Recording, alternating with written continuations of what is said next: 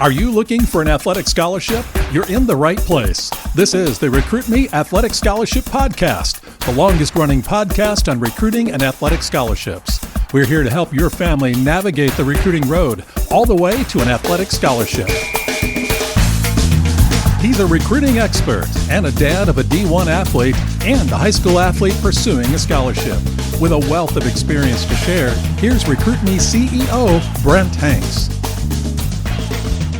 Welcome to episode 249 of the Athletic Scholarship Podcast. This week, I'm going to cover some of the psychological challenges of playing a sport in college. There are many challenges and situations as you go from high school to college that both the student athlete and the family can prepare for and not be surprised by when they happen. Just like the recruiting process, the new college situations will be different for everyone, and I won't be able to hit every possible new situation that could pop up once you get into college. But I want to bring up many situations and create a little space in your mind to allow the student athlete and the family to prepare for those situations.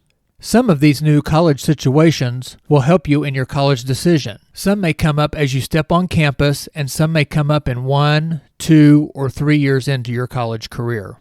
Before we get into all the psychological stuff, I want to say that I am not a psychiatrist or a psychology expert. Also, I want to thank you for tuning in to the Athletic Scholarship Podcast, and I encourage you to listen to past podcasts to help you learn about the many steps to take in the recruiting process. Please subscribe to the Athletic Scholarship Podcast on your favorite podcast app or on my YouTube channel at Brent Hanks. You will get a new recruiting education podcast every Tuesday to listen to and learn from as you walk, mow the yard, or drive to your next game or match. Join me next Tuesday as we celebrate the 250th episode of the Athletic Scholarship Podcast. We celebrate the longest-running podcast on recruiting and athletic scholarships. And John Fugler, the founder of the Athletic Scholarship Podcast and Recruit Me, and the recruit-me.com website. As you may or may not know, I have two sons. Parker is currently a pitcher at Northwestern University in the Big Ten Conference, and Sutton is a high school junior in Ozark, Missouri. We have certainly learned a lot over the 2+ years that Parker has been in college. Last year, COVID stopped the college season 4 weeks into the season, so Parker and our family lost basically a whole baseball season along with thousands of other college athletes in many different sports and many different levels of play. I'm going to stay away as much as I can from the COVID-affected issues. I'm going to try to lean on more normal conditions in a college academic and athletic year. These psychological challenges are not in any order of importance. So here we go. Psychological challenge number 1. Living away from home, both close to home and far away. This is a challenge that can and will affect a decision on your college choice. Both the high school student athlete and the parents need to start dealing with this challenge. Separation anxiety is going to happen, and it is surprising how many careers are derailed by not preparing to be away from home. Normal family functions will be disrupted for the next 4 to 5 years. Birthdays, holidays, summer trips, spring and Christmas breaks will be missed. The player, mom, dad, brothers and sisters will be lonely in normal times that they would normally be together. Psychological challenge number 2. Living in a dorm and with a roommate that you may or may not like. Parker had to live in a dorm for the first 2 years on campus. Luckily, Northwestern Baseball roomed him and most baseball players with other baseball players. This helped a lot because of the familiarity, the same classes, and their overall scheduling being similar. The first dorm was older and small with a floor-wide shared bathroom and showers. Parker handled the new digs okay, but Mom wasn't thrilled. He survived and met other students and student athletes in the dorm. The second year, he was in the newest dorm with a suite of 3 rooms and a 3-person bathroom. It was much nicer and again with other baseball players and really close to their morning workout facilities. His third year, he rented a house just off campus with 2 other baseball players. Just know ahead of time, living in a dorm is short term. Thousands and thousands of students have survived, and it is a great learning experience. Yes, mom and dad, your son or daughter will not keep their room clean, their bed made, and the neighbors will tempt them to stay out too late or will play their music too loud. Psychological challenge number 3. You will not be the smartest in class or the best player on the team. Your coaches have recruited players like you or better than you. Can you handle not dominating? Can you handle competing against older and more mature athletes? Can you handle being coached hard? Can you handle getting a C in a class for the first time? This is where starting to practice self-discipline and time management will be very handy if you will start those practices in your high school career. Psychological challenge number 3 leads right into psychological challenge number 4. You may not play in games much your first, your second, or maybe even your third or fourth year. Doing research on your sports college program and researching many different parts of the program like coaches, rosters, player stats, schedule, transfers, and past recruits can paint a picture of what your freshman, sophomore, junior, and senior year can look like. Listen to episode 235, 3 ways to dig into recruiting research, to dig into a school's schedule, a school's roster, and a team's coach. Another aspect is that if you played every minute, every inning, ran or swam every race, or wrestled every match, you may not get to do that anymore. I was joking the other day that I might need to start a support group for POs, pitchers only, in baseball. Most of the pitchers in college played other positions and were good hitters, and most played in the field when they weren't pitching. The player, the parents, the grandparents, and the siblings all got used to looking on the field and seeing their player. My wife, Lori, and I actually talked about how we would handle Parker's freshman year as a pitcher only. He was not a starting pitcher and would come in a relief role as the freshman year started. It was easy the first trip because the first series was in Arizona, and we were just excited to be a Wildcat. Parker pitched 2 innings in Arizona in the third game, which was the last game of the series, and struck out 4 of the 6 batters he faced.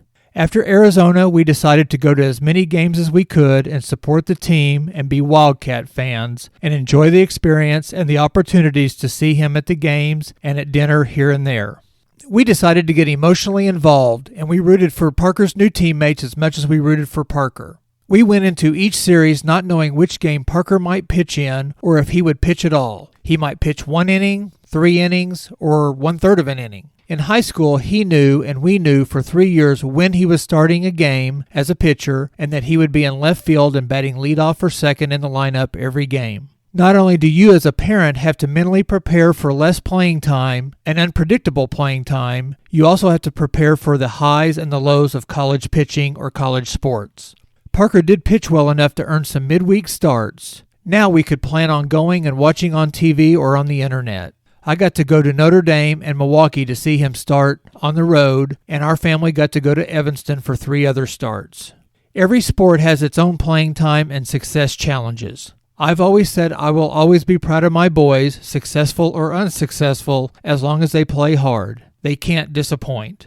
I've mentally prepared myself that way, and I have told them that too. It is hard to make eye contact with a parent and a player after they've had a tough outing, but a nod or a smile can go a long way. Another part that the player and parents need to prepare for is when friends and family ask how your player is doing. Again, they don't understand why your son or daughter isn't playing every down, every inning, or every minute. So be prepared. Psychological challenge number 5. Be ready for injury, coaches leaving, and/or new recruits or transfers. Research on your school and the program will help diminish the chance that you will be unhappy if these occur. Many times, these changes turn into a negative experience, but being prepared can maybe make it positive. Injury can and probably will happen.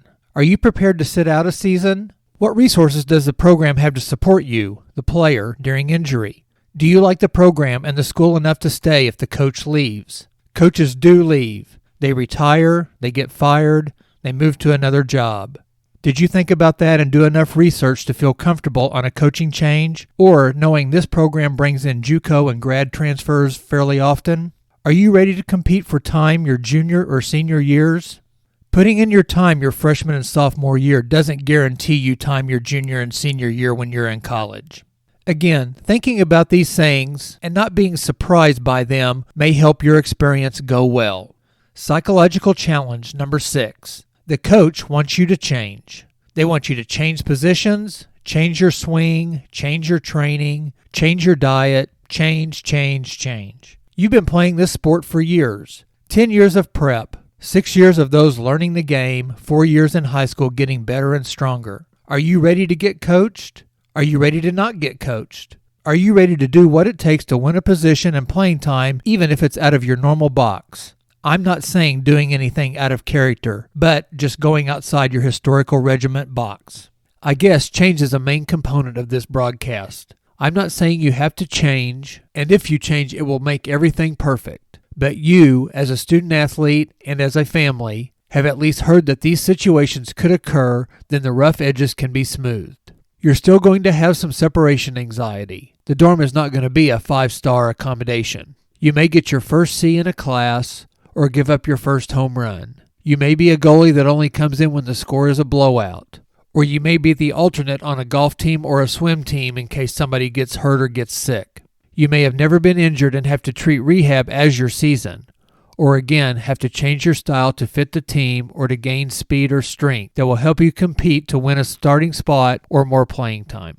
There are 6 logical challenges that may or may not occur in your college experience, but knowing that they could might help you to not be surprised by these. These are questions, situations that I don't want you, the student athlete, and the family to get caught off guard on. Please, if you can think of any other situations that you are concerned with or that you have heard of from current or past college athletes and families, email me, brent@recruit-me.com. And with those emails, I can hopefully research and answer those concerns. Maybe we can have another podcast on this subject. This is the last week of a series of advice from the Recruit Me families. This is a section of the Recruit Me 3.0 Athletic Scholarship System. This week, I'm going to give you 3 pieces of advice, one on being proactive, another on making a lot of contacts, and the last one on marketing yourself. Jeff said, "We managed to catch interest in a lot of schools. Being proactive is the way to get noticed." He had 2 unofficial visit requests and continues to get letters from many schools. My son can now focus on grades and his performance. He has managed to increase his GPA and his performance on the field. That is what he should be doing. This also gives me something to do besides sitting and waiting for something to happen. I would recommend Recruit Me to any parent who is truly interested in providing all opportunities for their child to succeed. Todd adds, "I purchased Recruit Me after my son's sophomore year and immediately read the information and began following the process. We sent out 55 introductory packets and began receiving letters and emails within a week. He has gotten 20 letters of interest and the correspondence continues to flow in. We will continue to follow the process throughout the last 2 years of high school, and we expect to gain a scholarship. The process has opened doors and has him on the radar of coaches." And finally, William advises, "We started late in finding opportunities for my daughter looking to continue playing volleyball in college. We took your recommendations and started the process of creating the material she would need to market herself to prospective coaches. Your system worked wonderful as she had many contacts and eventually settled on a school with high academic standards that she was looking for, as well as a full academic scholarship at a D1 institution." Thank you to all the families that have purchased the Recruit Me 3.0 system, and thank you for the advice. You can get this advice section and over 200 pages of helpful step-by-step procedures to an athletic scholarship. Go to recruit-me.com/system and click on the Get Access button and take advantage of the end-of-school special for only $99. You can get the 200-plus page manual, multiple videos that walk you through the system, helpful audio clips and interviews, and fillable forms that the student athlete and your family will use to save both time and money. Go to recruit-me.com/system to start today. Join me next week as we celebrate the Athletic Scholarship Podcast 250th episode. This milestone is a tribute to the vision of the Recruit Me founder, John Fugler. Tune in next Tuesday to help celebrate.